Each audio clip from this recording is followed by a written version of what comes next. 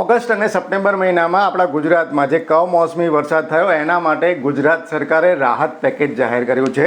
ગુજરાતના 5 જિલ્લાના 800 ગામો જેના 18 તાલુકાને આ જે રાહત પેકેજ છે એમાં આવરી લેવામાં આવ્યા છે. ગુજરાતના જે નવા કૃષિમંત્રી બન્યા જીતુભાઈ વાઘાણી એમણે પ્રેસ રિલીઝ જાહેર કરી અને મીડિયાને આ માહિતી આપી છે. પહેલાં તો આપણે એ જોઈએ કે જે 5 જિલ્લા છે કયા છે, તો એમાં કચ્છ, જુનાગઢ, પાટણ, પંચમહાલ અને જે નવો જિલ્લો બન્યો વાવ થરાદ એનો સમાવેશ કરવામાં આવ્યો છે. તો 5 જિલ્લાના 18 તાલુકાના 800 ગામોને આ રાહત પેકેજ જે છે એનો જે ખેડૂતોને એ રાહત પેકેજની સહાય આપવામાં આવશે. કુલ 947 કરોડની ફાળવણી કરવામાં આવી છે, જેમાં જે SDRFના નિયમો છે એ પ્રમાણે પણ ફાળવણી છે જે થઈ છે ને રાજ્ય સરકારે પોતાનું વધારાનું બજેટ આમાં આપ્યું છે.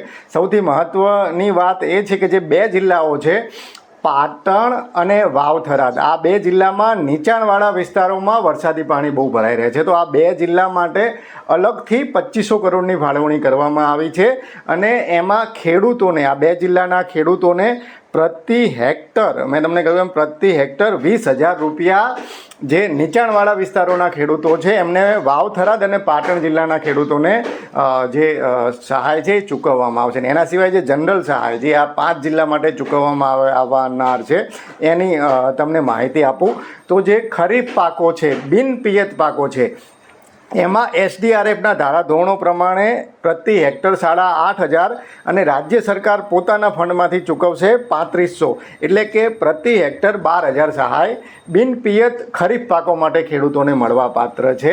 પ્રતિ ખેડૂત ખાતેદાર મહત્તમ 2 હેક્ટર સુધી સહાય મળવાપાત્ર છે.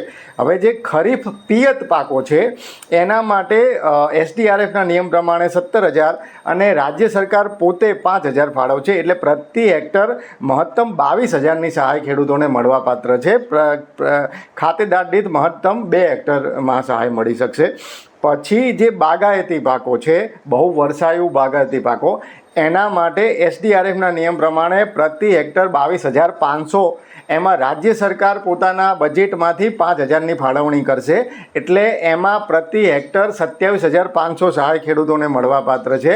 એક ખેડૂત દીઠ એમાં પણ જે 2 હેક્ટરની મર્યાદામાં સહાય મળવાપાત્ર છે. તો અહીંયા 5 જિલ્લાના 18 તાલુકાના 800 ગામો માટે આ સહાય પેકેજ જાહેર કરવામાં આવ્યું છે. ઓગસ્ટ અને સપ્ટેમ્બર મહિનામાં જે કમોસમી વરસાદ થયો એના માટે આ સહાય પેકેજ જાહેર કરવામાં આવ્યું છે. મહત્ત્વની વસ્તુ એ છે કે ગુજરાતમાં જે કમોસમી વરસાદ થયો એ ઘણા બધા વિસ્તારોમાં થયો હતો, ઘણા બધા જિલ્લાઓને આવરી લેવામાં આવવાની આમાં જરૂર હતી, પણ અત્યારે જે રાહત પેકેજ જાહેર થયું છે એ 5 જિલ્લાઓ માટે થયું છે. આપણે આશા રાખીએ કે સૌરાષ્ટ્ર અને ઉત્તર ગુજરાત અને ખાસ કરીને મધ્ય ગુજરાત, દક્ષિણ ગુજરાતમાં પણ ઘણા બધા વિસ્તારોમાં જે લણણીના સમયે કે પાક તૈયાર હતો ત્યારે કમોસમી વરસાદ થયો અને ઘણા બધા ખેડૂતોને નુકસાન પહોંચ્યું છે. તો અન્ય જિલ્લામાં પણ સર્વે થાય અને જલ્દીથી જલ્દી રાહત પેકેજ જાહેર થાય. આજના વિડીયોમાં બસ આટલું જ.